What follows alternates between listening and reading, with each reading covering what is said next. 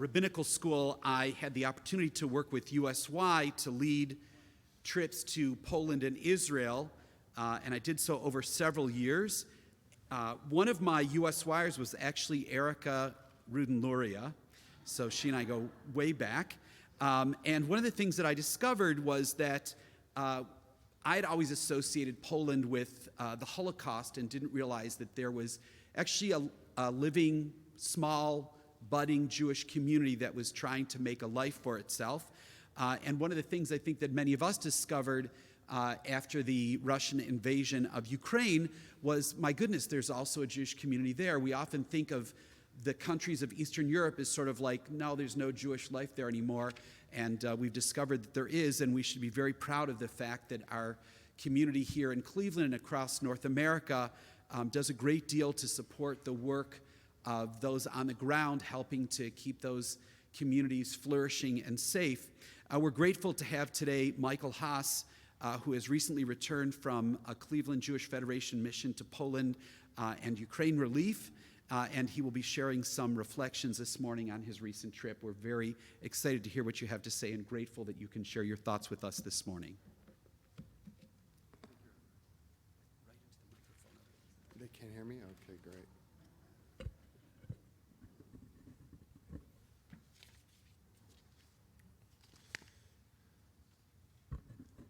What would you do? Where would you go? And would anyone be there to help? Those were the questions that I kept asking myself before I departed for Poland on a Cleveland Jewish Federation trip a few weeks ago. Shabbat Shalom, everyone. Thank you, Rabbi Hale, who I think is going to watch later when Shabbat ends.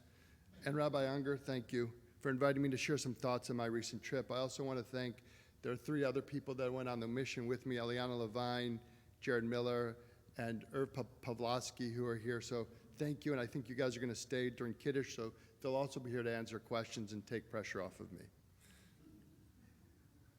I found the exercise of preparing my remarks for today cathartic.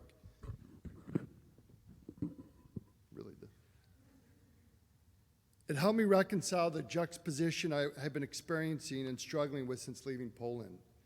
Seeing the consequences of the worst of humanity, the victims of war, and the best of humanity, aid workers and volunteers, all in a place where humanity did not exist for a period of time. Coupled, as the rabbi mentioned, with the backdrop of a nascent and emerging Jewish community was incredibly powerful to see and experience.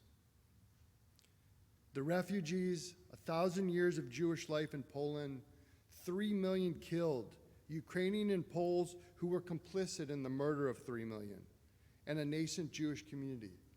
It's incredibly complicated, and I'm still wrapping my head around it. So thank you for letting me speak with you about it and hopefully getting a little more clarity. Why I went, why did I decide to go to Poland? Poland was not on my list of places to go to. What would you do? Where would you go? And would anyone be there to help? Why did I go? At a young age, I was determined that I never wanted to be a victim. I wanted to be in a position to help Jews in need wherever and whenever. As the grandchild of someone who escaped the horrors of the Holocaust, I had a front row seat to firsthand accounts, visual and permanent marks, witnessing the raw emotions of survivors become so wrought with emotion in Yizkor that nothing can console them. These are memories to me, not historical accounts. Never again to me meant never again would a Jew in distress lack the support or help they need to survive. When the war broke out in February, I was glued to the news like everyone in this room, I imagine. I sat in disbelief. In 2022, Europe was at war again, and Jews were once again at risk. Memories and history suddenly began to repeat themselves. Quickly, stories of despair, hardship, torture, inhumanity, and death filled the airways. However, a glimmer of hope forged in desperation emerged at the Polish border. A mass exodus of refugees began to arrive in Poland, a place where humanity was lost for a period of time. Greeting the first 2 million refugees in need were Polish citizens who opened up their homes, NGOs and religious organizations, including our Joint Distribution Committee, Jaffe, JCC of Krakow, JCC of Warsaw, Hillel, Chabad. I want to repeat that. JDC, Jaffe, JCC of Krakow, JCC of Warsaw, Hillel, and Chabad, the former home of 3.5 million Jews, where approximately 3 million were killed. Local and international Jewish organizations were on the ground today, helping Jews and non-Jews equally.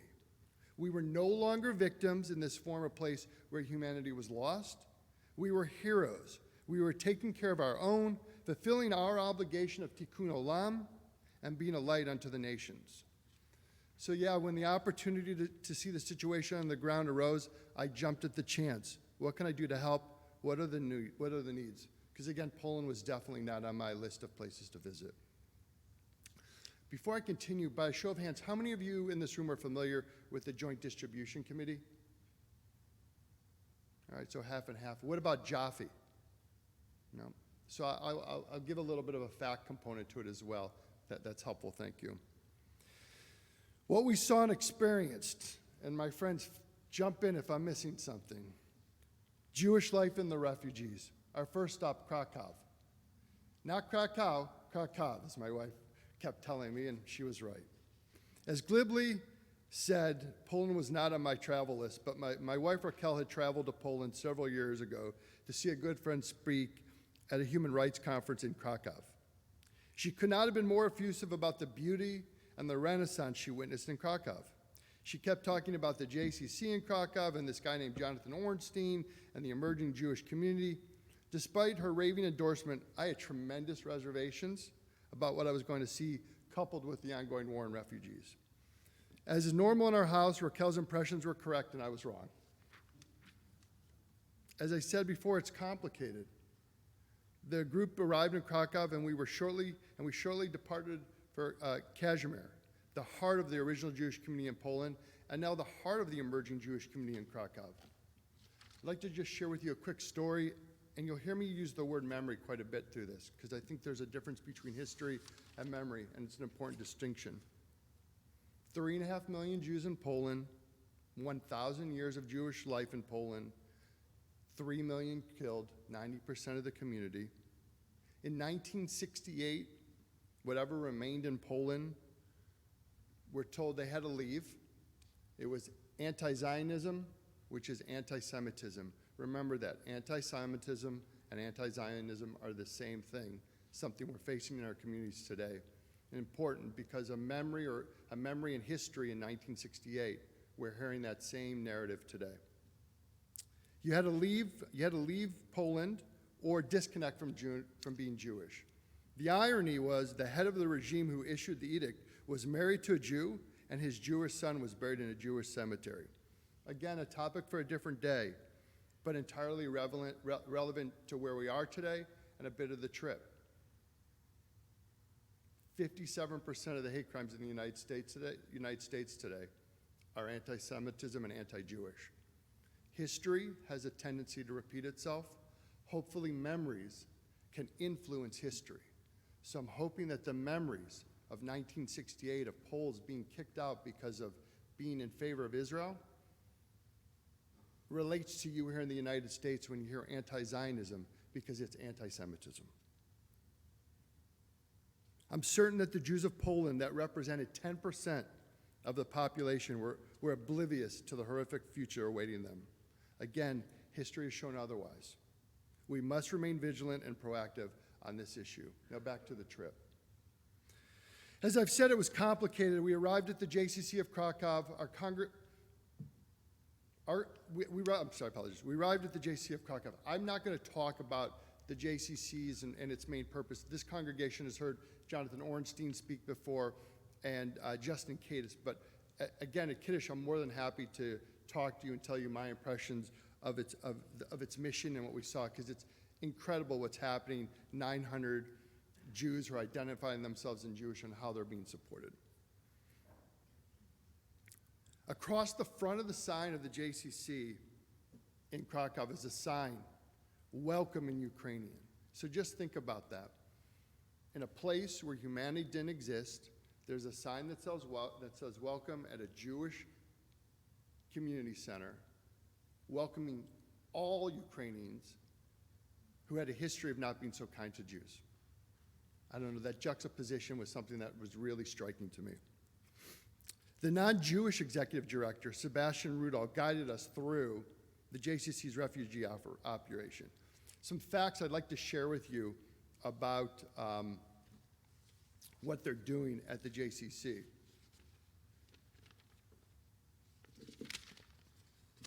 $150,000 Ukrainians have been helped at the JCC in Krakow. 375 refugees are being housed by the JCC of Krakow and housing throughout Krakow. 400 to 500 people a day are lining up outside the doors beginning at 7 a.m. for food and clothing. 250 meals, hot meals, are being provided on a daily basis, Jew and non-Jew alike. An example of humanity in a place where humanity was lost.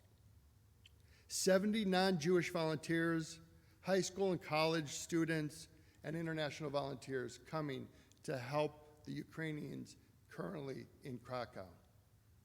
It's putting tremendous stress on the Polish community, and the JCC is a shining light on how to do it and how to do it on a granular level. We had the opportunity to pack food and see people shop for food and clothing. In order to do this in the most humanitarian way so that so people had dignity, they come in and they shop as though they're in a store. They're not handed things to take with them. They pick what they want, and they get to come in once a week. It was really heartwarming. We had this opportunity, and I'll share with you a couple refugee stories that I found particularly interesting, and again, I'm sure my friends may have others that they thought impacted them, but the first was a woman named Nastia. Nastia was at the JCC of Krakow. She's the mother of a 6-year-old. When we met her, her parents and her husband had just been reunited with her. In the Ukraine, if you're of a certain age as a man, you're not permitted to leave. He finally got to leave because he had health issues. She described that she had her emergency bag packed. How many of you have an emergency bag, a ready-to-go bag? She had an emergency bag ready to go. She was packed weeks in advance. Bombs started falling in her town of Mykolaiv. She drove to the Romanian border with her husband and her daughter, hoping that that was far enough away from the violence and from the shelling. She was wrong. The shelling continued and continued, and she made the heartbreaking decision at that time to leave her husband, to leave her parents, and make her way to Poland. She went through Romania and Hungary and eventually ended up in Krakow. She was aware of the JCC. She knew that there was help on the ground there to help her and her family. She's now working for the JCC, helping coordinate and feed many of the Ukrainian refugees that are coming over. It was just it was an incredible story of survival, of love, something that none of us can imagine. She was living the life that we were living here in Cleveland. She had a home, she had a car, and she had a business. And suddenly that was taken away from her. What would you do? Where would you go? And would there be anyone to help you? After we finished in Krakow, we got on a train to Warsaw, and I could not help but stare out the window. The sun was setting, and we passed farms and forests that looked like they went on forever. The transition from sun to dark caused the landscape to look inhospitable again. Again, the juxtaposition. I was in a first-class seat on a train. They brought me something to drink, something to eat. I was fed, I was comfortable, I was warm. But suddenly the landscape looked cold, and I couldn't help but start thinking, as I had an Aliyah earlier today on the Gottlieb Torah, was that the farmhouse that Saul Gottlieb was able to escape when he was on the march and he pulled hay down? Was that the place that the Gelbarts hid? I don't know, but my mind went to this place. How could I be in this place where history was repeating itself, and yet we were on the ground this time to help? It was incredibly powerful. We arrived in Warsaw, and we saw and had the privilege of seeing this re-emerging Jewish community on an even greater scale than Krakow. We saw the power of the joint, and let me pause and explain the joint to you for those of you that don't know. So in Cleveland, we have the Cleveland Jewish Federation. It takes care of all of our local needs. Internationally, there are 2 organizations that help take care of Jews abroad. The Joint is one of the most spectacular of those organizations. The Joint is everywhere that there is a Jew in crisis, not in the United States or Israel. So the Joint is in places like Eastern Europe, South America. It's there to design to help Jewish communities survive. It goes back to almost right after World War I. And it was even there in some capacity during World War II, and doing what it can do. It attracts some of the smartest, brightest people running this organization, and we actually have a significant Cleveland connection to it. If you remember Ambassador Milton Wolf of blessed memory, he was the chair of the Joint Distribution Committee and was responsible when Jews were in peril in Sarajevo and helping them navigate and escape. So that's the Joint. The other organization is Jaffe, both relevant. Jaffe is the Jewish Agency for Israel. The mission of the Jaffe, by the way, another Cleveland connection. Chuck Ratner and Michael Siegel were in a row the presidents of Jaffe. So again, another significant Cleveland connection. Jaffe is there to help with the immigration to Israel. So both Jaffe and the JDC, Chabad in Warsaw, and Hillel are playing active roles with the refugees. The Joint and Jaffe both have hotels that they're operating currently in Warsaw. Filled, the occupancy's filled, and I'll share a little bit about both those hotels and a story of a refugee that we saw, because it's the one that tugged at me the most. It's the woman with the 5-year-old son. Just a quick thing about Warsaw for you, just to give you the scale of this refugee crisis. There are 2 million people in Warsaw. 500,000 of them are refugees. So think about almost a quarter of the population right now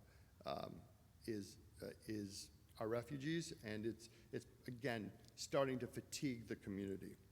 Jaffe has sent over 5,000 people to Israel. JDC has helped 16,000 people, 7,000 of them who are Jewish. So in Warsaw, Jaffe has a hotel called the Focus Hotel. It's filled with people that want to make Aliyah to Israel, so soon to be new Oalim. It's helping them with their paperwork, because again, if you had to leave your home in the middle of the night, do you know what you would take? Would you know to take your birth certificates or your passports or your driver's licenses or anything that shows that you were Jewish? I mean, if you say yes, then you are much and better prepared than I am. So it's helping people fill in the line so that they can make Aliyah to Israel. We saw, I think it was roughly 100, they have 100 rooms packed. They were getting ready, actually, I think this week, for the next group of people to go to Israel. At another hotel called the Polenza Hotel, we saw the Joint, again, 100 rooms. The Joint's mission is to help people in transition. Every day, 50 new people are coming into the Joint. They're providing health services. There's a doctor that comes a couple of times a week. They're providing meals. They're providing work where there's an opportunity to work. They're trying to educate these kids. They're trying to help these kids avoid any type of continued trauma that they've suffered as a result of the bombing and the war and the just inhumane conditions that they were exposed to in the Ukraine. We had the ability to hear several different refugees, and I want to read to you about a refugee that really touched me. Her name was Katya, and she had just arrived 3 weeks before we got to the Joint's hotel. She had a 5-year-old with her. His name was Makar, and a 13-year-old. She lived a normal life, she told us. She had 2 cars, a garage, a house, a job, and the Russians came and she thought she might be able to live in the occupied territory. But she quickly realized that wasn't feasible. Her oldest, 13 years old, had juvenile diabetes and required a monitoring system. She was running short on medicine, and the monitoring system had to be replaced. So she made a very calculated decision that it was time to go. But oh yeah, she was going to be leaving her parents, who were older and did not want to come with her, and it wasn't clear if they could actually make this trip. So she discovered that the best way to go was through Crimea, and she left for Crimea on the 29th of September. On her way, the road was bombed. Her kids, she saw casualties, the results of war. She was running short on money.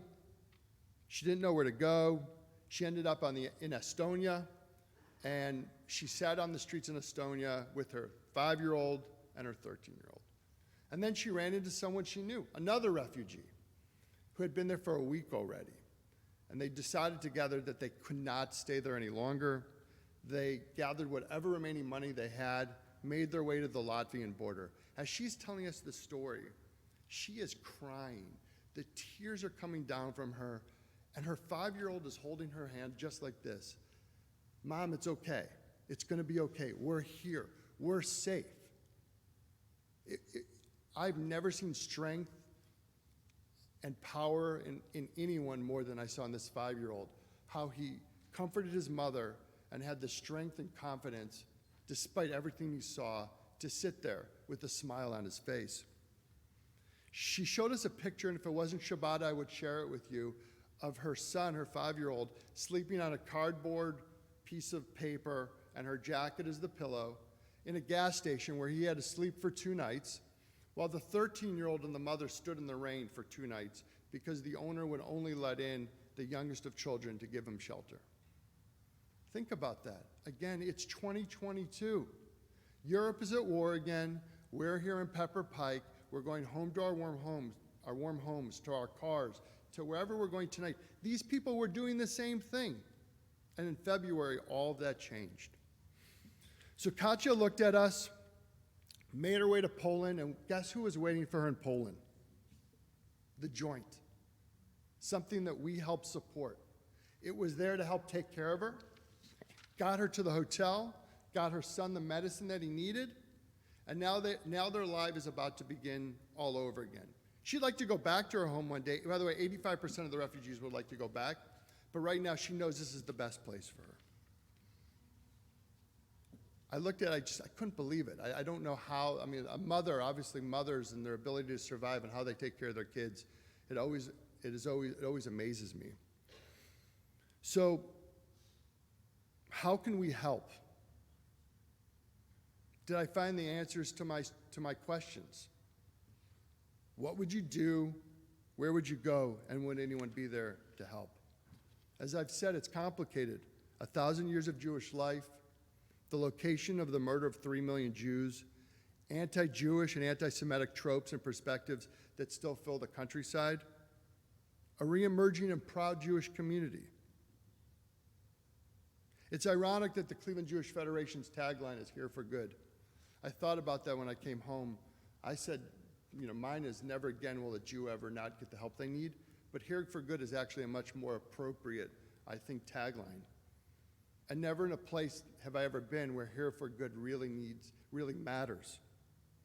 In a place and in a moment in history where the needs to ensure that Jews in distress are helped and not forgotten, and that we are never going to abandon you. I found my answers to my questions not on my trip to Poland, but I actually found it right here in Cleveland.